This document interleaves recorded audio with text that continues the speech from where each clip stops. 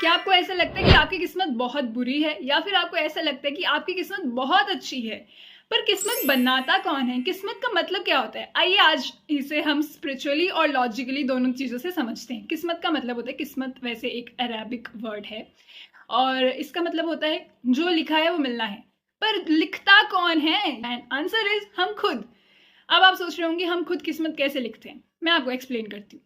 Newton का third law कहता है कि every action has a equal and opposite reaction, यानी हम कुछ भी करते हैं हमें उसका रिजल्ट मिलता है। भगवत गीता का एक बहुत ही प्रसिद्ध श्लोक भी है, कर्माण्यवाधिका रस्ते माँ फलेषु कदाचन, यानी हम जो भी कर्म करेंगे उसका जो रिजल्ट है यानी उसका फल है वो कैसे मिलेगा, कब मिलेगा हमें पता नहीं, पर उसका फल जो है हमें मिलेगा ही मिलेगा। तो हमारी किस्मत हमारे हाथ में ही होती है।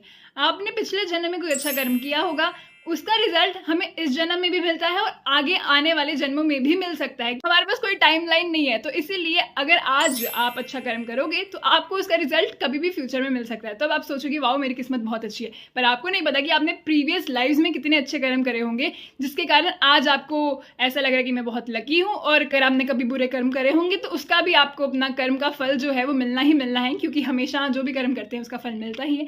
तो सारी चीज़ें हमारे हाथ में होती। हमने पास्ट लाइफ में जो करा वो हमें बिल्कुल याद नहीं रहता, क्योंकि हमारी सोल भूल जाती है उसे। आज से हम अच्छे कर्म करना शुरू कर दें ताकि हमारे आने वाले जो जन्म हैं उनमें भी हमें उसका फल मिले, और हाँ इस जन्म में भी मिल सकता है, क्योंकि हमें नहीं पता कि हमारे किस कर्म का क्या फल हमें मिलेगा। पर हाँ, हमारा ये मोटिव होना चाहिए कि हम ज़्यादा से ज़्यादा अच्छे कर्म ही करें ताकि हमें ज़्यादा से ज़्यादा अच्छे फल मिले और हम ये कह सके कि ये मेरी किस्मत बहुत अच्छी है। कोई कर्म अच्छी नीयत से किया हो तो उसका फल भी उससे बढ़कर मिलता है, और कोई कर्म अगर बुरी नीयत से किया हो तो उसका फल भी बढ़कर ही मिलता है।